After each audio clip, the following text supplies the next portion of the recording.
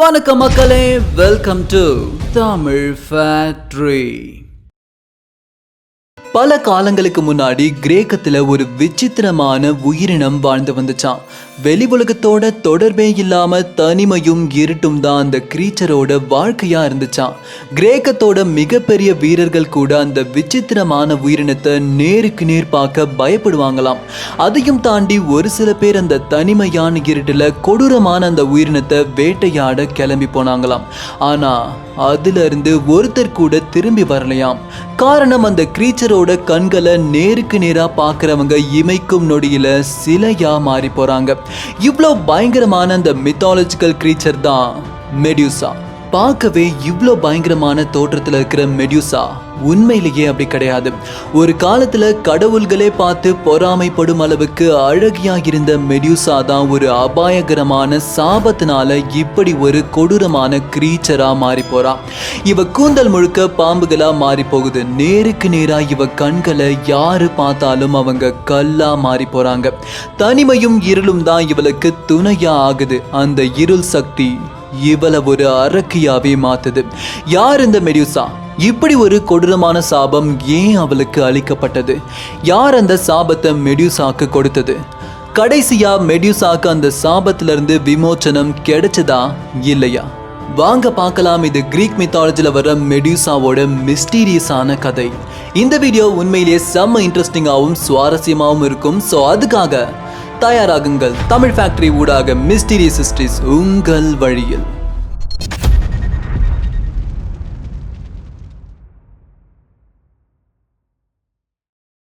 முன்னொரு காலத்துல கிரேக்கத்துல மனிதர்களும் கடவுள்களும் ஒன்னா வாழ்ந்து வந்தாங்க. ஜூஸ், பொசைடன், அதீனா, ஹேடேஸ், ஹெர்மிஸ், இப்படி நிறைய கடவுள்கள் இருந்திருக்காங்க. இந்த கிரேக்க கடவுள்கள்ல ரொம்பவே பவர்ஃபுல்லான ஒரு கடவுள் தான் ஜூஸ். இந்த கடவுளுக்கு கீழே ஒலிம்பஸ் அப்படிங்கிற பிரம்மாண்டமான நாடு இயங்கி வந்துச்சு. ஒலிம்பஸ்ல ஒரு கடல் கன்னிக்கும் கடல் வாழ் உயிரினத்துக்கும் 3 பெண் குழந்தைகள் பிறக்கிறாங்க. இதுல அதிசயம் என்னன்னா, முதல்ல பிறந்த 2 பெண் குழந்தைகளும் இவங்களை போலவே சீ கிரீச்சர்ஸா பிறக்கிறாங்க. ஆனா கடைசியா பிறந்த பெண் குழந்தை மனித உருவத்துல இருந்துச்சு. அது மட்டும் இல்லாம அந்த பெண் குழந்தை ரொம்பவே அழகான தோற்றத்துல இருந்தா. இந்த அதிசயமான குழந்தைக்கு மெடியூசான்னு பெயர் சூட்டப்படுது. பிறந்த இந்த 3 பெண் குழந்தைகளும் கார்கன் சகோதரிகள்னு அழைக்கப்பட்டாங்க. நாட்கள் வேகமா நகரும் போது மெடியூசா வளர வளர அவ அழகும் கொஞ்சம் கொஞ்சமா அதிகரிச்சுக்கிட்டே போகுது. முக்கியமா அவ கூந்தல். இந்த உலகத்துல கடவுளுக்கு கூட அவ்வளோ அழகான அடர்த்தியான கூந்தல் இருக்காது. மெடியூசா வளரும் பருவத்திலிருந்தே அவளுக்கு எக்லிஸ் அப்படிங்கிற நண்பன் இருந்தான். இவங்க வளர வளர இவங்களுக்குள்ள இருந்த நட்பு கொஞ்சம் கொஞ்சமா பரிணாமம் அடைஞ்சு காதலா மாறி போகுது. இணைப்பிரியா காதலர்களா அவங்க வாழ்ந்துட்டு வந்தாங்க. ஒரு நாளும் மெடியூசாவோட அழகு அதிகரிச்சுக்கிட்டே போகுது. ஆனா இந்த அழகையும் இளமையையும் இல்லறத்துல செலவிட மெடியூசாக்கு விருப்பம் இல்லை. சின்ன வயசுல இருந்தே மெடியூசாக்கு பெண் கடவுளான அதீனா மேல இனம் புரியாத ஈர்ப்பு இருந்து வந்துச்சு. மெடியூசா தன்னோட மொத்த வாழ்க்கையையும் கடவுள் அதீனாக்கு அர்ப்பணிக்க ஆசைப்படுறா. மனசை கல்லாக்கிக்கிட்டு தன்னுடைய காதலை தியாகம் செஞ்சுட்டு பெண் கடவுளான அதீனாவோட கோவிலை நோக்கி கிளம்புறா மெடியூசா. அதீனா கோவிலுக்கு சேவை செய்ய விரும்புகிற பெண்கள் ரொம்பவே பரிசுத்தமா இருக்கணும். லைஃப் லாங் வெர்ஜினிட்டியை கடைபிடிக்கணும். அதாவது வாழ்க்கை முழுக்க எந்த ஆணுடனும் கூடாமல் கன்னித்தன்மையை பாதுகாக்கணும். மெடியூசா அதீனாவோட கோவிலுக்கு தன்னுடைய உடல், பொருள், ஆவி அனைத்தையும் அர்ப்பணிச்சு சேவை செய்ய ஆரம்பிக்கிறா. அங்க ஏற்கனவே இருந்த பணிப்பெண்களை விட மெடியூசா தன்னுடைய சேவையை ரொம்பவே நல்லா பண்றா. ஆனா இந்த இடத்துல தான் ஒரு விஷயம் தப்பா மாற ஆரம்பிக்குது. நாள் ஆக ஆக அதீனா கோவிலுக்கு வரக்கூடிய பொதுமக்கள் அதீனாவை வணங்குறதுக்கு பதிலா மெடியூசாவோட அழகை பார்க்க தான் அதிகமா வர ஆரம்பிக்கிறாங்க. முக்கியமா அவளுடைய கூந்தல் அழகுல எல்லாருமே மயங்கி போறாங்க. இந்த விஷயம் ஒரு முக்கியமான ஆளுக்கு பிடிக்காம போகுது. அது வேற யாரும் இல்ல, பெண் கடவுளான அதீனா. கோவிலுக்குள்ள நடக்கிற விஷயங்களை பல ஆயிரம் அடி உயரத்துக்கு மேல ஒலிம்பிக் மவுண்டனோட உச்சியில இருந்து அதீனா பார்த்துக்கிட்டு இருக்காங்க. மக்கள் தன்னையே மறந்துட்டு மெடியூசாவோட அழக பெருசா நினைக்கிறது அதீனாவுக்கு சுத்தமா பிடிக்கல. அதனால மெடியூசா மேல அதீனா கோவப்படுறாங்க. ஆனா அதே நேரம் மெடியூசாவோட தன்னிகரற்ற சேவையை பார்த்து அதீனா வியந்து போறாங்க. மெடியூசா நல்லவதான், ஆனா அந்த கோவிலுக்குள்ள மெடியூசா இருக்கிறத அத்தீனாவால முழுசா ஏத்துக்க முடியல. அத்தீனாவோட குழப்பம் அடைஞ்ச நிலைய மறைஞ்சிருந்த ஒரு கழுகு கண் உன்னிப்பா பாக்குது. அந்த கண்களுக்கு சொந்தக்காரர் பிரம்மாண்ட சமுத்திரத்தின் ஒரே தேவன் பொசைடன். கடலுக்கு கடவுளான பொசைடனுக்கும் போரின் பெண் தெய்வமான அத்தீனாக்கும் ஆட்சி பொறுப்புல ஒரு பகை ரொம்ப நாளா இருந்து வந்துச்சு. அந்த பகைக்கு பழி தீர்க்க சமயம் பார்த்து ரொம்ப நாளா காத்திருந்தாரு பொசைடன். அத்தீனாவோட குழப்பம் அடைஞ்ச நிலைய பார்த்த பொசைடன் அத்தீனாவோட கண்கள் வழியா அதுக்கு காரணமானவங்க யாருன்னு தெரிஞ்சுக்கிறாரு. பல ஆயிரம் அடி உயரத்துக்கு மேல மெடியூசாவோட வாழ்க்கையையே புரட்டி போடுறதுக்கான நிகழ்வுகள் நடந்துட்டு இருந்துச்சு. ஆனா அதே நேரம் கீழே மெடியூசா அமைதியா பூஜைக்கு தேவையான விஷயங்களை தயார் பண்ணிக்கிட்டு இருந்தா. அத்தீனாக்கு இவ்வளவு உண்மையா இருக்கிற கன்னி பெண் மெடியூசாவை ஏதாச்சும் பண்ணா அத்தீனாவை பழி வாங்கிடலான்னு முடிவு பண்றாரு பொசைடன். உடனே மவுண்ட் ஒலிம்பஸ்ல இருந்து இமைக்கும் நேரத்துல அத்தீனாவோட கோவிலுக்கு முன்னாடி வந்து நிக்கிறாரு பொசைடன். இவர் முதல்ல மெடியூசாவை கொல்லணுங்கிற நோக்கத்தோடு தான் வராரு. ஆனா மெடியூசாவோட வசீகரமான அழகை பார்த்துட்டு அவளை அடையணும்னு தன்னுடைய நோக்கத்தை மாத்திக்கிறாரு. இந்த கொடூரமான எண்ணத்தோட மெடியூசாவை பொசைடன் கொஞ்சம் கொஞ்சமா நெருங்கும் போது தன்னுடைய கன்னித்தன்மையை காப்பாத்திக்க பொசைடனை தாக்கிட்டு கோவிலை நோக்கி ஓடுறா மெடியூசா. பின்னாடியே பொசைடனும் துரத்திக்கிட்டு போக அவங்க ரெண்டு பேருக்கும் நடுவுல வந்து நிக்கிறான் ஒரு வாலிபன். அவன் வேற யாரும் இல்ல, மெடியூசாவோட முன்னாள் காதலன் எக்லிஸ். பொசைடனை எக்லிஸ் தடுக்க முயற்சித்த அதே நேரத்துல பயந்து போயிருந்த மெடியூசா அத்தீனா நம்மளை காப்பாத்துவாங்கன்னு நம்பி கோவிலுக்குள்ள போய் கதவை சாத்திக்கிறான். கடவுளையே தடுக்க நினைச்ச எக்லிஸ் பொசைடன் அடிச்ச ஒரே அடியில சுருண்டு போய் விழுகிறான். கோவிலுக்குள்ள நடுங்கி போய் உட்கார்ந்திருந்த மெடியூசாக்கு ஒரு அசாத்தியமான காலடி சப்தம் இன்னும் பயத்தை ஏற்படுத்துச்சு. கோவிலுக்கு கிட்ட நெருங்கி வந்த பொசைடன் கதவை உடைச்சு உள்ள போறாரு. அடுத்த சில நிமிஷத்துக்கு அந்த கோவில் முழுக்க மெடியூசாவோட கதறல் சத்தம் நிற்காம ஒலிச்சுட்டே இருந்துச்சு. மெடியூசாவோட கன்னித்தன்மையை அழிச்ச பொசைடன் தன்னை எதிர்த்த அத்தீனாவை பழி வாங்கிட்டு தான் நினைச்சிட்டு கோவிலை விட்டு கிளம்பி போறாரு. பலமிழந்த மெடியூசா அழுக கூட சக்தி இல்லாம அந்த கோவிலுக்குள்ள விழுந்து கிடக்கிறா. அந்த நேரம் பயங்கரமான கோபத்தோட சிலைக்குள்ள இருந்து வெளியே வராங்க அத்தீனா. கோபத்தோட உச்சியில இருந்த அத்தீனா, உன்னுடைய அழகுதான் இன்று என்னுடைய புனித கோவில் கலங்கமடைய காரணமாகி உள்ளது. இனிமேல் அது உனக்கு சொந்தமில்லை அப்படின்னு சொல்லி ஒரு திரும்ப பெற முடியாத கொடூரமான சாபத்தை மெடியூசாக்கு கொடுத்துட்டு மறைஞ்சு போறாங்க. சாபம் கொடுக்கப்பட்ட அடுத்த கணம் கடவுள்களே பார்த்து பொறாமைப்பட்ட அவளுடைய கூந்தல் கருநாகங்களா மாறி போகுது. அழகா இருந்த அவளுடைய கண்கள் ஒரு அரக்கியின் கண்களா மாறுது. அவ தோற்றத்துல எதெல்லாம் பார்ப்பவர்களுக்கு அழகா தெரிஞ்சதோ அதெல்லாம் இப்போ அப்படியே எதிர்மறையா மாறி போகுது. நீண்ட நகங்கள், பாம்பு செதில்கள்னு ஒரு அருவருப்பான கிரீச்சரா மாறி போறா மெடியூசா. நான் என்ன பாவம் செஞ்சேன்னு அந்த கோவிலுக்குள்ளேயே உட்காந்து அழுதுகிட்டு இருக்கா. பொசைடன் கிட்ட அடி வாங்கி மயங்கி போயிருந்த எக்லிஸ் கண் முழிச்சு மெடியூசாக்கு என்ன ஆச்சுன்னு கோவிலுக்குள்ள பதட்டத்தோட போய் பார்க்கறான். இருட்டுக்குள்ள தனிமையா உட்காந்துட்டு இருந்த மெடியூசா எக்லிஸ கிட்ட வர வேணான்னு தடுக்கிறான். ஆனா அதையும் தாண்டி மெடியூசாவை நேருக்கு நேர் போய் பார்க்கறான் எக்லிஸ். மெடியூசாவோட கண்களை நேருக்கு நேரா பார்த்த எக்லிஸ் அடுத்த கணமே கல்லா மாறி போறான். என்ன நடக்குதுன்னே புரியாம அலறி அடிச்சுக்கிட்டு மெடியூசா கோவில்ல இருந்து நகரத்துக்கு ஓடி வரான். நகரத்துக்குள்ள இவளை நேருக்கு நேரா பார்க்குற எல்லாருமே கல்லா மாறி போறாங்க. இப்பதான் மெடியூசாக்கு அத்தீனாவோட சாபத்தை பத்தி முழுசா புரியுது. வேற வழி இல்லாம மெடியூசா காட்டுக்குள்ள கைவிடப்பட்ட ஒரு கோவிலுக்குள்ள இருட்டுக்குள்ள தன்னை தானே தனிமைப்படுத்திக்கிறா. கண்கள்ல மாற்ற எல்லாத்தையும் சாப்பிட ஆரம்பிக்கிறா. அந்த இருள் சக்தி அவளை ஒரு ஈவிலாவே மாத்துது. அவ ஒரு அரக்கியா கொஞ்சம் கொஞ்சமா மாற்றம் அடைகிறா. அவ கூடவே நிறைய தீய சக்திகள் இணையுது. அனைத்து தீய சக்திகளுக்கும் அரசியா மாறி நிற்கிறா மெடியூசா. மெடியூசாவை அழிக்க நினைச்சு நிறைய கிரேக்க வீரர்கள் அந்த கோவிலுக்குள்ள போறாங்க. ஆனா அந்த டார்க் கிரீச்சரோட பார்வைப்பட்டு கோவிலோட கோவிலா கல்லா மாறி போறாங்க. இன்ஃபேக்ட் கடவுள்களாலேயே மெடியூசாவை எதிர்கொள்ள முடியாது. கடவுளையே சிலையாக்கும் சக்தி மெடியூசாவோட கண்களுக்கு இருந்து இருந்துச்சு. என்னதான் மெடியூசா இவ்வளவு கொடூரமான அரக்கியா இருந்தாலும் அவ ஆழ் மனசு இன்னும் மாறவே இல்லை. ஒரு நாள் மெடியூசாவுக்கு அவ தங்கி இருந்த கோவிலை சுத்தி இடிபாடுகள்ல இருந்து அத்தீனாவோட சிலை கிடைக்குது. என்னதான் அத்தீனா மெடியூசாவை இந்த நிலைமைக்கு கொண்டு வந்திருந்தாலும் மெடியூசா மனசுக்குள்ள அத்தீனாக்கு இருந்த பக்தியும் மரியாதையும் மாறவே இல்லை. இந்த நிலைமையிலையும் கிடைச்ச சிலையை வச்சு தினமும் அத்தீனாவை வழிபட ஆரம்பிக்கிறா மெடியூசா. மெடியூசாவோட பிரேயர்ஸ் அத்தீனாவோட காதுகள்ல கேக்குது. இந்த மாதிரியான நிலைமையிலையும் மெடியூசாவோட தூய்மையான பக்தியை பார்த்து பெண் தெய்வமான அத்தீனாவுக்கே குற்ற உணர்ச்சி ஏற்படுது. கோபத்துல அவங்க விட்ட சாபத்தை நினைச்சு அத்தீனாவோட இமை ஓரத்துல இருந்து ஒரு துளி கண்ணீர் மவுண்ட் ஒலிம்பஸ்ல இருந்து கீழே விழுக ஒலிம்பஸ் நாட்டுல ஒரு மிகப்பெரிய வெள்ளமே உருவாகுது. இப்போ அத்தீனா நினைச்சா கூட அந்த சாபத்திலிருந்து மெடியூசாவை காப்பாற்ற முடியாது. காரணம் அது திரும்ப பெற முடியாத விமோச்சனம் இல்லாத சாபம். இருந்தாலும் மெடியூசாவை அந்த சாபத்திலிருந்து விடுவிக்க ஒரே ஒரு வழி இருக்கு. ஆனா அது அத்தீனாவால முடியாது. அத்தீனாவை விட சக்தி வாய்ந்த ஒருத்தரால முடியும். அந்த சக்தி வாய்ந்த ஒருத்தரை உடனே அத்தீனா பார்க்க கிளம்புறாங்க. பிரம்மாண்ட ஒலிம்பஸ் மலையோட உச்சியில தான் அவருடைய சிம்மாசனம் இருந்துச்சு. அவரை பார்த்தா கடவுள்களே பணிந்து தான் போவாங்க.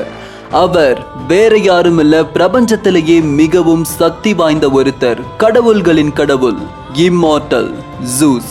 ஜூஸ் முன்னாடி பணிவும் கலந்த ஒரு உரிமையோட போய் நிக்கிறாங்க அத்தீனா.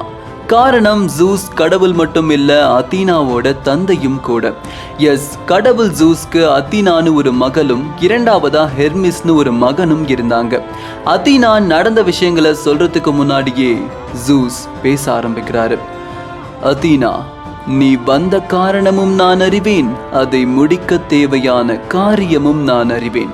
அதே நேரம் நீ ஒன்றை அறிந்தாக வேண்டும். நீ மெடியூசாக்கு கொடுத்த சாபம் திரும்ப பெற முடியாதது. ஆகவே அந்த சாபத்திலிருந்து அவள் விடுபட ஒரே ஒரு வழி மட்டுமே உள்ளது. அது மெடியூசாவின் மரணம்.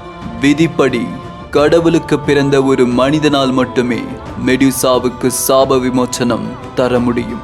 அதுக்கு அத்தீனா கேட்கிறாங்க, அப்படி ஒரு மாவீரன் இருக்கிறானா தந்தையே? ஆம் மகளே, இருக்கிறான். பல காலங்களாக என்னுள் புதைத்து வைத்திருந்த ஓர் ரகசியத்தை உன்னிடம் கூற நேரம் வந்துவிட்டது. அறிவாய் மகளே, உனக்கு மூன்றாவதாய் ஒரு சகோதரன் இருக்கிறான். அவன் என் உதிரமாய் பொழிந்த பொன்மழையில் கருவாகி பூவுலகில் உருவெடுத்தவன். இரட்டை யானைகளின் பலம் கொண்டு அவதரித்தவன். அவனே என் மகன் மாவீரன் பெர்சியஸ். அப்படின்னு சொல்லிட்டு பெர்சியஸோட பிறப்பின் ரகசியத்தை அத்தீனாவுக்கு சொல்ல ஆரம்பிக்கிறாரு ஜூஸ். அத்தீனா கிட்ட ஜூஸ் சொன்ன கதையை இப்போ நான் உங்ககிட்ட சொல்ல போறேன். சில காலங்களுக்கு முன்னாடி அர்கோஸ் அப்படிங்கிற நாட்டை அக்ரீசியஸ் அப்படிங்கிற மன்னன் ஆட்சி செஞ்சுட்டு வந்தாரு. அக்ரீசியஸ்க்கு தானியான்னு ஒரு அழகான மகள் இருந்தா. தானியா பிறந்து பல வருடங்கள் ஆகியும் அக்ரீசியஸ்க்கு மகனோ மகளோ பிறக்கவே இல்லை. இனிமே தனக்கு குழந்தை பாக்கியம் இருக்கா இல்லையான்னு தெரிஞ்சுக்க அக்ரீசியஸ் அர்கோஸ் நாட்டிலேயே ரொம்பவே பவர்ஃபுல்லான ஒரு ஆரக்கல், அதாவது சூனியக்காரியை போய் சந்திக்கிறாரு. தனக்கு குழந்தை பிறக்குமா இல்லையான்னு பயந்துட்டு இருந்த அக்ரீசியஸ்க்கு அந்த பயத்தை விட ஒரு பயங்கரமான விஷயத்தை ஆரக்கல் சொல்றாங்க. கேளாய் வேந்தே, நீ வாளில் வென்ற ராஜ்யங்கள் யாவும் வாரிசில்லாமல் வறண்டு போகும். ஒரு நாளில் உன் மகளின் மகனோ உன் உயிரை குடிக்கும் காலனாவான். அதாவது இனி உனக்கு குழந்தை பாக்கியம் இல்லைன்னும் உன் மகள் வயிற்றில் பிறக்கக்கூடிய குழந்தையால் தான் உனக்கு மரணம் ஏற்படும்னும் அந்த ஆரக்கல் சொல்றாங்க. அக்ரீசியஸ் அந்த சூனியக்காரியோட சொற்களை கேட்டு ரொம்பவே பயந்து போறாரு. அப்படி ஒரு குழந்தை பிறக்கணும்னா கன்னி பெண்ணான தானியாவுக்கு திருமணம் நடந்தாகணும். திருமணம் நடக்கலன்னா குழந்தையும் பிறக்காது, தன்னுடைய விதியையும் மாத்தி அமைச்சிடலான்னு அக்ரீசியஸ் நினைக்கிறாரு. யாருமே நுழைய முடியாது. அப்படி நுழைஞ்சிட்டாலும் சுத்தி சுத்தி ஒரே இடத்துக்கு வர மாதிரியான ஒரு வினோதமான மாளிகைக்குள்ள தானியாவை அடைச்சு வைக்கிறாரு அக்ரீசியஸ். அது மட்டும் இல்லாம அந்த மாளிகைக்குள்ள ஆண்களோட மூச்சு காத்து கூட நுழைய முடியாது. முழுக்க முழுக்க பெண் காவலர்கள், பெண் பணியாட்கள்னு அந்த மாளிகை அதி தீவிரமா பாதுகாக்கப்படுது. ஆனா அப்ப அவங்களுக்கு தெரியாது, இந்த பாதுகாப்பு எல்லாம் கடவுள் ஜூஸ்க்கு முன்னாடி கால் தூசிக்கு கூட சமம் இல்லைன்னு. தனிமை மட்டுமே துணையா அமைஞ்ச தானியா வெளியாட்களோட அன்புக்காக இயங்க ஆரம்பிக்கிறா. கடவுள் ஜூஸை தினமும் மனமுருகி வழிபட ஆரம்பிக்கிறா. இது இப்படியே போயிட்டு இருக்க ஒரு நாள் கற்பனைக்கும் அப்பாற்பட்ட ஒரு மிகப்பெரிய அதிசயம் நடக்குது. காத்து கூட நுழைய முடியாத அந்த மாளிகைக்குள்ள தானியா அறைக்குள்ள தங்க மழை பொழியுது. தானியாவின் மடிமேல் விழுந்த தங்க துளிகள் எல்லாம் தானாய் ஊடுருவி தானியாவின் வயிற்றுக்குள் கருவா உருவாகுது. நடந்தது எதுவுமே தெரியாத தானியா எப்பவும் போல இரவு தூங்கும் போது எதிர்பாராத விதமா அவ கனவுல ஜூஸ் வராரு. நடந்த விஷயங்களை சொல்லி, பொன்மழையில் கருவான என் புதல்வன் உன் இன்னலை போக்கி இவ்விடத்திலிருந்து உன்னை விடுதலை செய்வான் அப்படின்னு சொல்லிட்டு மறைஞ்சு போறாரு ஜூஸ். தூக்கத்திலிருந்து அதிர்ச்சியோடு எழுந்த தானியாவுக்கு ஒண்ணுமே புரியல. நாட்கள் ஆக ஆக தான் தன்னோட வயிற்றுக்குள்ள உண்மையிலேயே ஒரு கரு வளருதுன்னும் அதுக்கு தந்தை ஜூஸ் தான்னும் புரிஞ்சுக்கிறா. ரொம்பவே சந்தோஷப்படுறா. அவ சந்தோஷம் அதிகரிக்க அதிகரிக்க குழந்தையோட வளர்ச்சியும் அபரிவிதமான வேகத்துல இருந்துச்சு. அதிசயத்தக்க வகையில தங்கமழை பொழிஞ்சு ஒரு சில நாட்கள்லயே ஒரு அழகான ஆண் குழந்தை பர்சியஸ் தானியாவுக்கு பிறக்கிறான். பணிப்பெண்களுக்கோ ஒண்ணுமே புரியல. ஆண்கள் நுழையவே முடியாத இந்த மாளிகைக்குள்ள தானியாவுக்கு எப்படி குழந்தை பிறந்துச்சுன்னு அவங்க குழம்பி போறாங்க. விஷயம் தெரிஞ்ச அக்ரீசியஸ் ஒரு பெட்டிக்குள்ள குழந்தையையும் தானியாவையும் அடைச்சு கடல்ல தூக்கி வீசிடுறாரு. கடலுக்குள்ள மூழ்கி போன பெட்டி அக்ரீசியஸ் கிளம்பி போனதுக்கு அப்புறம் தானா கடலுக்கு மேல வந்து நிக்குது. எஸ், ஜூஸ் ரெக்வஸ்ட் பண்ணதுனால சமுத்திர தேவன் பொசைடன் அவங்க 2 பேரையும் காப்பாத்தி கடலலை வழியா செரிஃபஸ் அப்படிங்கிற தீவை நோக்கி அனுப்பி விடுறாரு. தீவை நெருங்கின பெட்டி ஒரு மீனவனோட வலையில சிக்கி கரை ஒதுங்குது. பெட்டிக்குள்ள இருந்த தானியாவையும் குழந்தை பர்சியஸையும் காப்பாத்தி அந்த நாட்டோட அரசன் பாலிடெக்டேஸ் கிட்ட அழைச்சிட்டு போறான் அந்த மீனவன். செரிஃபஸ் நாட்டோட அரசன் பாலிடெக்டேஸ் தானியாவை பார்த்த உடனே அவ அழகுல மயங்கி போறான். எப்படியாவது தானியாவை தன்னுடைய மனைவி ஆக்கிக்கணும்னு அவங்களுக்கு தன்னுடைய அரண்மனையிலேயே அடைக்கலம் கொடுக்கறான். பலமுறை தன்னுடைய விருப்பத்தை தானியா கிட்ட நேரடியா சொல்றான் பாலிடெக்டேஸ். ஆனா தானியா தனக்கு இதுல விருப்பம் இல்லைன்னு சொல்லி விலகி போறா. இது இப்படியே நடந்துட்டு இருக்க நாட்கள் வெகு வேகமா நகர்ந்து போகுது. பர்சியஸ் வீரம் நிறைந்த ஒரு பலம் வாய்ந்த வாலிபனா மாறி நிற்கிறான். இதன் காரணமா பாலிடெக்டேஸ் தானியா கிட்ட நெருங்கவே கொஞ்சம் பயப்பட ஆரம்பிக்கிறான். எப்படியாவது பர்சியஸை தானியா கிட்ட இருந்து பிரிச்சா மட்டும்தான் தன்னுடைய எண்ணம் ஈடேறும்னு செரிஃபஸ் அரசன் பாலிடெக்டேஸ் புரிஞ்சுக்கிறான். பர்சியஸை தனியா கூட்டிட்டு போய் நம்ம நாட்டுக்கு மிகப்பெரிய ஆபத்து வரப்போதுனும் அதுல இருந்து தப்பிக்கணும்னா ஒரு முக்கியமான பொருள் வேணும்னும் பர்சியஸ் கிட்ட சொல்றான் பாலிடெக்டேஸ். கூறுங்கள் அரசே, தங்களுக்காக எதை வேண்டுமானாலும் கொண்டு வருவேன் அப்படின்னு பர்சியஸ் சொல்ல, அந்த இடத்துல பாலிடெக்டேஸ் கேட்டது பாம்பு தலையறக்கி மெடியூசாவின் தலை. இப்படியா அத்தீனா கிட்ட கதை சொல்லி முடிக்கிறாரு ஜூஸ். காலம் வலியது, விதி அனைத்தையும் இணைக்கும் சக்தி கொண்டது. மெடியூசாவின் சாப விமோச்சனம் பர்சியஸ் கரங்களில்தான் நடக்கும். அத்தீனா, உன் சகோதரனுக்கு உன் உதவி தேவை. நீ சென்று அவனை பார் அப்படின்னு சொல்லிட்டு ஜூஸ் மறைஞ்சு போறாரு. உண்மையை தெரிஞ்சுக்கிட்ட அத்தீனா மெடியூசாவை தேடி போக தன்னை தயார்படுத்திக்கிட்டு இருந்த பர்சியஸ் முன்னாடி போய் நிற்கிறாங்க. போரின் பெண் தெய்வமான அத்தீனாவை பார்த்த பர்சியஸ் வணங்கி கீழே உட்கார பர்சியஸோட பிறப்பின் ரகசியத்தை சொல்லி மெடியூசாவை அடிக்க தேவையான மந்திர ஆயுதங்களை பர்சியஸ்க்கு கொடுக்குறாங்க அத்தீனா. அந்த ஆயுதங்கள் என்னன்னா, முதல்ல அத்தீனாவுடைய கேடயம். இதுல இருந்து வெளியேற வெளிச்சம் ஒரு சில வினாடிக்கு மட்டுமே மெடியூசாவோட கண்களை செயலெடுக்க வைக்கும். அடுத்ததான் அடமண்டைன் கத்தி. இது பிரபஞ்சத்திலேயே சக்தி வாய்ந்த ஒரு ஆயுதம். இதை வச்சு ஒலிம்பஸ் மலையையே 2ஆ பிளக்க முடியும். அடுத்ததா பாதாள கடவுள் ஹேடேஸோட தலைக்கவசம். இது நினைக்கும் நேரத்துல யார் கண்களுக்கும் தெரியாம பர்சியஸை மறைய வைக்கும். கடைசியா ஹெர்மிஸோட பறக்கும் காலனி. இது நினைக்கும் இடத்துக்கு வேகமா பர்சியஸை கூட்டிட்டு போகும். இது எல்லாத்தையும் கொடுத்துட்டு அத்தீனா கடைசியா ஒரு முக்கியமான விஷயத்த சொல்றாங்க. எக்காரணத்தை கொண்டும் மெடியூசாவை நேருக்கு நேரா மட்டும் பார்த்துடாதன்னு சொல்றாங்க. அதே நேரம் மெடியூசா இருக்கிற இடத்த ஒற்றை கண் கிழவிகளால மட்டும்தான் சொல்ல முடியும். நீ அவங்கள போய் பாருன்னு சொல்லிட்டு அத்தீனா அங்க இருந்து மறைஞ்சு போறாங்க. ஆயுதங்களை எடுத்துக்கிட்ட பர்சியஸ் பறக்கும் காலனிகள் உதவி கொண்டு கடலுக்கு நடுவுல ஒற்றை கண் கிழவிகள் தங்கி இருந்த குகைக்கு முன்னாடி வந்து நிற்கிறான். ஒற்றை கண் கிழவிகள், அதாவது 3 கிழவிகள் அந்த குகைக்குள்ள இருந்தாங்க. அந்த 3 மந்திர கிழவிகளுக்கும் அவங்க பயன்படுத்த ஒரே ஒரு கண் மட்டும்தான் அவங்க கையில இருந்துச்சு. அந்த கண்ணை வச்சு ஒரு நேரத்துல ஒரு கிழவியால தான் பார்க்க முடியும். அந்த ஒற்றை கண் கிழவிகள் மனிதர்களை ஏமாத்தி கடத்திட்டு வந்து சாப்பிட்றதையே வழக்கமா வச்சிருக்காங்க. பெர்சியஸ் அந்த குகைக்குள்ள காலடி எடுத்து வச்ச அந்த நேரம் உள்ளுக்குள்ள இருந்து அதிகமான கூச்சல் சத்தங்கள் கேட்டுக்கிட்டே இருந்துச்சு. காரணம், அந்த 3 கிழவிகள்ல 2 கிழவிகள் இந்த நேரம் எனக்கு தான் கண்ணு வேணும்னு சண்டை போட்டுக்கிட்டு இருந்தாங்க. ஹேடேஸோட தலைக்கவசத்தை பயன்படுத்தி தன்னைத்தானே மறைச்சுக்கிட்ட பெர்சியஸ் சரியான தருணத்துக்காக காத்திருந்தான்.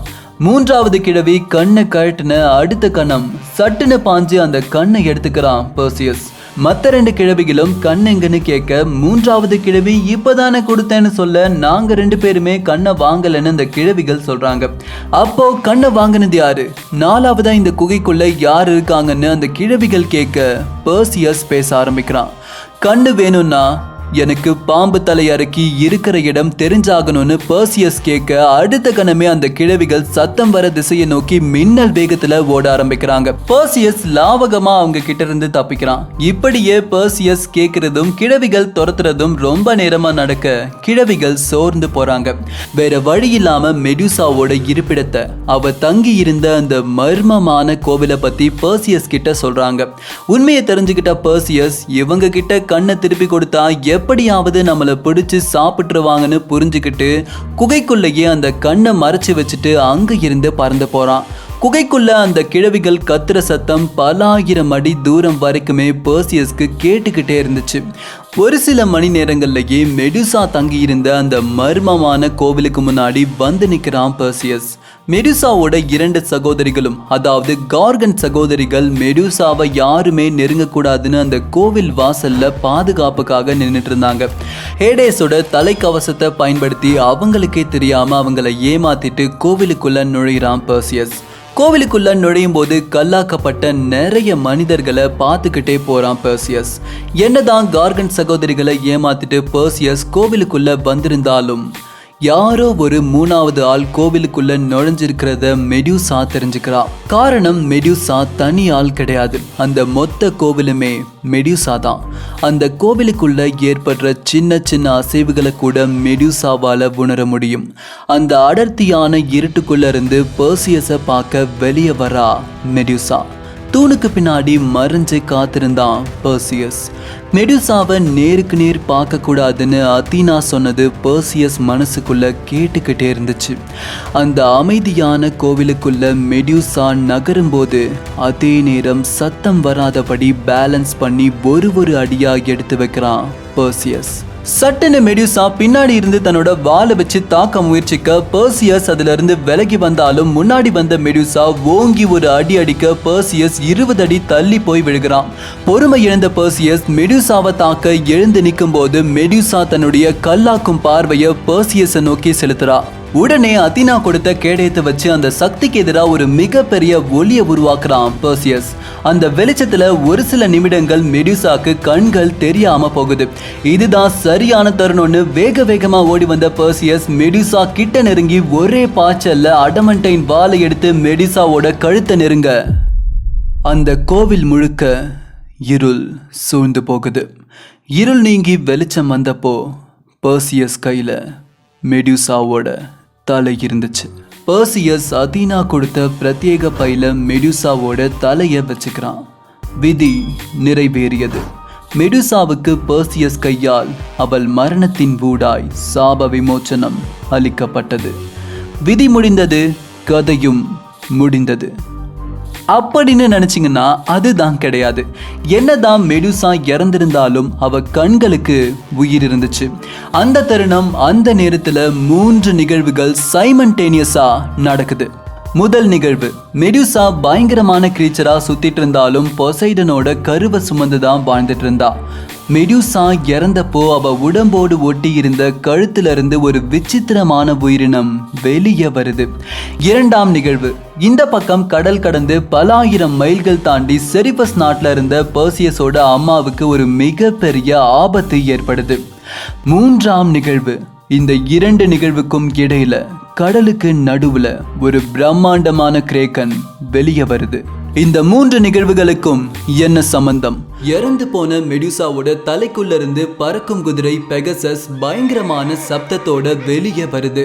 சப்தம் கேட்டு கோவிலுக்குள்ள ஓடி வந்த கார்கன் சகோதரிகள் பெர்சியஸ் கையில மெடியூசாவோட தலை இருக்கிறத பார்த்துடுறாங்க. பெர்சியஸை தாக்க ஓடி வராங்க. பெகசஸ் கார்கன் சகோதரிகள் ஓடி வர்றத பார்த்து பயந்து போகுது. அங்க இருந்து பறந்து போக தயாராகுது. நடக்கிற விஷயங்களை தனக்கு சாதகமா பயன்படுத்திக்கிட்ட பெர்சியஸ் பெகசஸ் பறக்க ஆரம்பிக்கும் போது ஒரே பாய்ச்சல்ல அதோட முதுகு மேலே ஏறிக்கிறான்.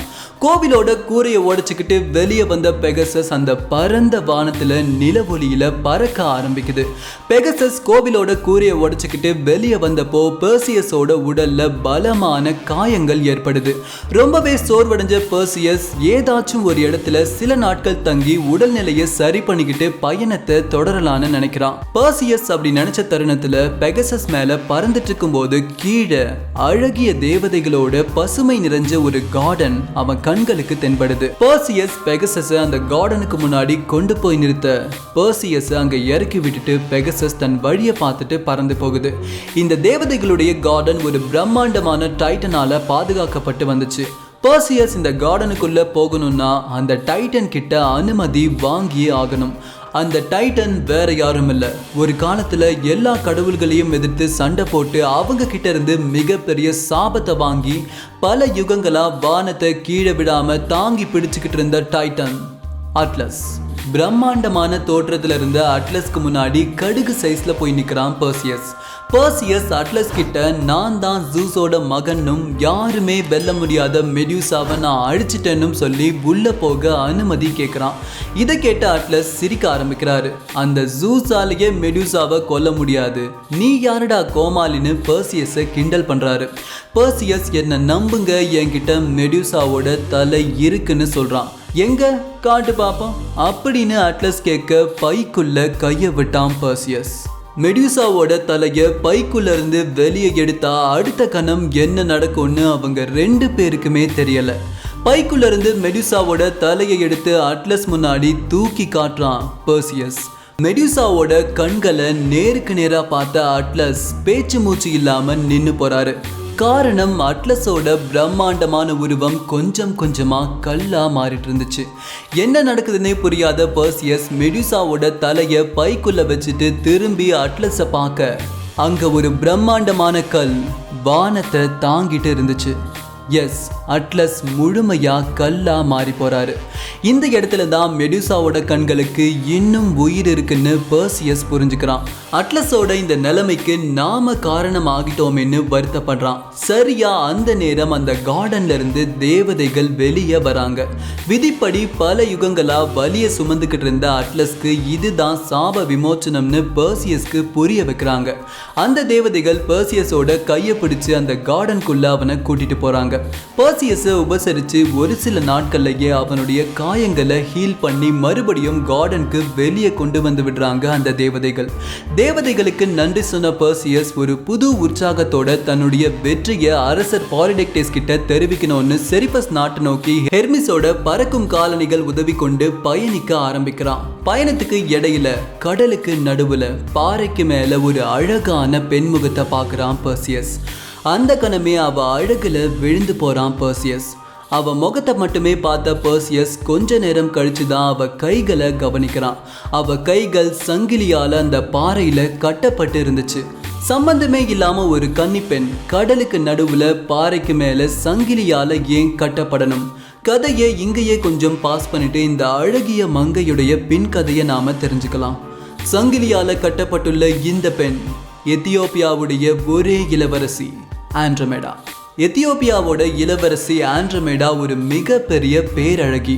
ஆண்ட்ரோமேடாவோட அழகை பற்றி அவளோட அம்மா கேசியோபியா ரொம்பவே பெருமையா பேசுவாங்க. அப்படிதான் ஒரு நாள் ராஜாவோட கப்பல்ல போயிட்டு இருந்தப்போ ஆண்ட்ரோமேடாவோட அழகை பற்றி கேசியோபியா பேச ஆரம்பிக்கிறாங்க. உரையாடலுக்கு இடையில கடலை பார்த்து இந்த பிரம்மாண்ட கடலின் கடவுள் சமுத்திர தேவனுடைய மகள்களை விட என் மகள் அழகானவள்னு ஒரு வார்த்தையை விடுறாங்க கேசியோபியா. இது யாருக்கு கேட்டுச்சோ இல்லையோ கடலுக்கடியில சமுத்திர தேவன் பொசைடனுடைய காதுகள்ல கேக்குது.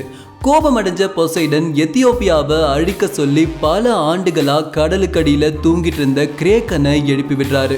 எத்தியோப்பியா கரைக்கு போன கிரேக்கன் தன் கால்களை வானை நோக்கி எழுப்பி தண்ணியில ஒரு அடி அடிக்க அங்க மிகப்பெரிய சுனாமி ஏற்பட்டு எத்தியோப்பியா பயங்கரமான சேதத்தை சந்திக்குது. பொசைடனோட கோபத்தை குறைக்கணும்னா ஆண்ட்ரோமேடாவை கிரேக்கனுக்கு பலி கொடுக்கணும்னு ஒரு ஆரக்கல் சொல்றாங்க. மக்களோட நலனுக்காக ஆண்ட்ரோமேடாவும் இதுக்கு ஒத்துக்கிறா. அதன்படி கடலுக்கு நடுவுல ஒரு பாறைக்கு மேல ஆண்ட்ரோமேடாவை கட்டி போட்டுட்டு எத்தியோப்பியன்ஸ் கிளம்பி போயிடுறாங்க. இதுதான் ஆண்ட்ரோமேடாவோட பின்புலம். இப்ப நாம மெயின் கதையை தொடரலாம். ஆண்ட்ரோமேடாவை பார்த்த பெர்சியஸ் அவ கிட்ட போய் யார் உன்னை இங்க கட்டி போட்டதுன்னு கேட்கிறான். பெர்சியஸை பார்த்த உடனே அவன் மேல ஒரு இனம் புரியாத நம்பிக்கையும் அன்பும் ஆண்ட்ரோமேடாவுக்கு ஏற்படுது.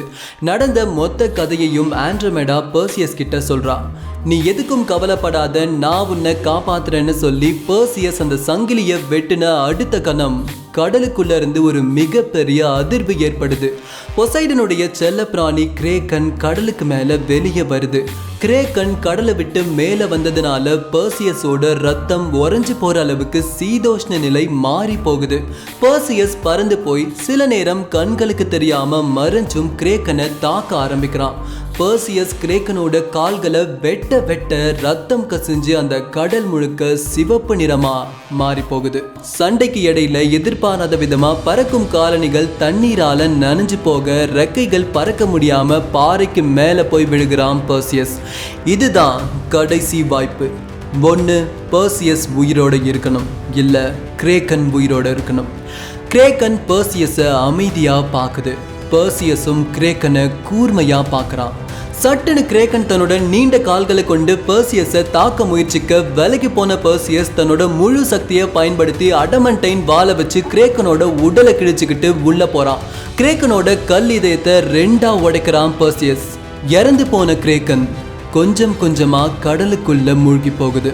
சண்டையோட முடிவுல என்ன ஆச்சுன்னு ஆண்ட்ரோமேடா பதட்டத்தோடு பார்க்க தண்ணிக்குள்ள இருந்து பெர்சியஸ் மட்டும் வெளியே வரான். ஆண்ட்ரோமேடாவை காப்பாத்தி எத்தியோப்பியாவுக்கு கூட்டிக்கிட்டு போறான். பெர்சியஸோட வீரத்தை பாராட்டி அரசர் பெர்சியஸ்க்கு ஆண்ட்ரோமேடாவை திருமணம் செஞ்சு வைக்கிறாரு. ஆண்ட்ரோமேடாவோட அன்புலையும் காதல்லையும் சில நாட்கள் எத்தியோப்பியாவில் தங்கி இருந்த பெர்சியஸ் திரும்ப வரும் வரை ஆண்ட்ரோமேடாவை காத்திருக்க சொல்லிட்டு மறுபடியும் செரிபஸ் நாட்டை நோக்கி தன்னுடைய பயணத்தை துவங்குறான். பல நாட்கள் பயணத்துக்கு அப்புறம் செரிபஸ் நாட்டுக்குள்ள நுழையும் போதுதான் பெர்சியஸ்க்கு உண்மைகள் புரிய வருது. சூழ்ச்சி பண்ணி தான் பாலிடெக்டேஸ் நாட்டை விட்டு நம்மளை அனுப்பியிருக்கான்னு பெர்சியஸ் புரிஞ்சுக்கிறான். சிறையில இருந்த தன்னுடைய அம்மா தானியாவை காப்பாத்தி நடக்கவிருந்த திருமணத்தையும் தடுத்து நிறுத்துறான் பெர்சியஸ். உடனே பாலிடெக்டேஸ் ஒரு மிகப்பெரிய படையை திரட்டிக்கிட்டு வந்து பெர்சியஸ் முன்னாடி நிற்கிறான். பெர்சியஸோட ஆதரவாளர்கள் நிறைய பேர் பெர்சியஸ் பின்னாடி வந்து நிற்கிறாங்க. அந்த இடத்துல பல உயிர்கள் பலியாக பல மணி நேரத்துக்காச்சு போர் நடக்கும்னு எல்லாரும் எதிர்பார்த்தாங்க. ஆனா பெர்சியஸ் அதை விரும்பல. பெர்சியஸ் தன்னோட பைக்குள்ள கைய விட்டுறான். என்னுடைய நண்பர்களும் ஆதரவாளர்களும் மட்டும் கண்களை மூடிக்கொள்ளுங்கள் அப்படின்னு சொல்லிட்டு பைக்குள்ள இருந்த மெடியூசாவோட தலையை தூக்கி எதிரிகள் முன்னாடி காட்டுறான் பெர்சியஸ். அடுத்த கணமே பாலிடெக்டேஸ் முதற்கொண்டு அந்த மொத்த படையும் கல்லா மாறி போகுது. பிரச்சனைகள் எல்லாம் முடிஞ்ச பிறகு பல வருடங்களுக்கு முன்னாடி தன்னையும் தன்னுடைய அம்மாவையும் தண்ணிக்குள்ள இருந்து காப்பாத்தின மீனவனையே அந்த நாட்டுக்கு அரசனா உட்கார வைக்கிறான் பெர்சியஸ். இதுக்கப்புறம் தனக்கு ரொம்பவே உதவியா இருந்த பெண் கடவுள் அத்தீனாவை வழிபட்டு கூப்பிடுறான் பெர்சியஸ். அவன் முன்னாடி தோன்றிய அத்தீனா அவனுடைய வீரத்தை பாராட்டி அவங்க கொடுத்த ஆயுதங்களை மறுபடியும் திரும்ப வாங்கிக்கிறாங்க. பெர்சியஸ் மெடியூசாவோட தலைய அத்தீனா கிட்ட கொடுக்கும்போது அத்தீனா தன்னுடைய கேடயத்துல மெடியூசாவோட தலையை ஒரு அங்கமா இணைச்சுக்கிறாங்க. இந்த தருணத்துல தான் மெடியூசாவோட வாழ்க்கைக்குமே ஒரு அர்த்தம் கிடைக்குது. தன் வாழ்நாள் முழுக்க பெண் கடவுளான அத்தீனாவுக்கு சேவை செய்யணும்னு நினைச்ச மெடியூசா இனிமே அத்தீனா கூடவே இருக்க போறா. ஆயுதங்களை வாங்கிக்கிட்ட அத்தீனா பெர்சியஸை ஆசிர்வதிச்சுட்டு அங்க இருந்து மறைஞ்சு போறாங்க. இது எல்லாம் நடந்து முடிஞ்ச பிறகு விதிப்படி நடக்க வேண்டிய ஒரே ஒரு நிகழ்வு மட்டும் கதையில பாக்கி இருந்துச்சு. அதுதான் சூனியக்காரி சொல்படி நடக்கவிருக்கிற அக்ரீசியஸோட மரணம். கொஞ்ச நாட்கள் செரிபஸ்லயே தங்கியிருந்த பெர்சியஸ் தன் அம்மாவோட ஆசைப்படி ஆண்ட்ரோமேடாவை கூட்டிக்கிட்டு தானியா பிறந்த இடமான அர்கோஸ் நாட்டுக்கே போறான். பெர்சியஸ் அர்கோஸ் நாட்டுக்குள்ள நுழைஞ்ச அந்த தருணம் நாடு முழுவதும் கோலாகலமான கொண்டாட்டத்துல இருந்துச்சு. மக்கள் பல விளையாட்டுகளை விளையாடிட்டு இருக்க, பல பேர் அந்த விளையாட்டுகளை பார்த்துக்கிட்டும் இருந்தாங்க. ஆண்ட்ரோமேடா ஆசைப்பட்டு கேட்க பெர்சியஸ் வட்டி எறியும் போட்டியில கலந்துக்கிறான். பெர்சியஸ் குறி பார்த்து எரிஞ்ச அந்த ஸ்கீட் கொஞ்சம் விலகி போய் விளையாட்டை பார்த்துக்கிட்டு இருந்த ஒரு வயதானவருடைய தலையில ஓங்கி அடிக்குது. அந்த இடத்துலயே அந்த முதியவர் இறந்து போறாரு. சரி, யார் அந்த முதியவர்னு போய் பார்த்தா அவர் தான் தானியாவோட தந்தை அக்ரீசியஸ். ஆரக்கல் சொன்ன மாதிரியே தானியாவோட மகனின் கையால் அக்ரீசியஸ்க்கு மரணமும் நடந்து முடியுது. இதுக்கப்புறம் பெர்சியஸையும் தானியாவையும் அடையாளம் கண்டுகிட்ட மக்கள் பெர்சியஸையே அர்கோஸ் நாட்டுக்கு அரசனா உட்கார வைக்கிறாங்க. அதற்கு பின் காலங்கள் பல கடந்து போக கரையாத காதலோடு, அழியாத வீரத்தோடு, குறையாத செல்வத்தோடு, திளைக்காத அன்போடு ஆண்ட்ரோமேடா மடியிலேயே தன்னுடைய காலத்தை கழிக்கிறான் பெர்சியஸ். இந்த அழகான முடிவோடு இந்த சீரீஸோட கடைசி நிமிடங்களுக்கு நாம வந்தாச்சு. எஸ், மாவீரன் பெர்சியஸும் மெடியூசா அரக்கியும் கதை முடிந்தது. இந்த சீக்வல் ஸ்டோரிக்கு நீங்க கொடுத்த ஆதரவுக்கு மிகப்பெரிய நன்றிகள். உங்களுடைய அன்பும் ஆதரவும் இல்லைன்னா கண்டிப்பா இது சாத்தியமாக இருக்காது. ஹோப் இந்த சீரீஸ் உங்களை இந்த கதைக்குள்ளேயே ஆழமா கூட்டிட்டு போயிருக்கோன்னு நான் நம்புறேன். இதே மாதிரி வேற ஏதாச்சும் சீரீஸ் ஆஃப் ஸ்டோரிஸ் நீங்க பார்க்கணும்னு விருப்பப்பட்டீங்கன்னா உங்களோட கருத்துக்களை கீழே கமெண்ட் செக்ஷன்ல எழுத்துக்களா பதிவிடுங்க. ஃபைனலி இந்த வீடியோ உங்களுக்கு பிடிச்சிருந்ததுன்னா லைக் பண்ணுங்க, ஷேர் பண்ணுங்க. என்ன மாதிரியான டாபிக் பார்க்கணும்னு விருப்பப்படுறீங்களோ அதை கமெண்ட்ஸ்ல சொல்லுங்க.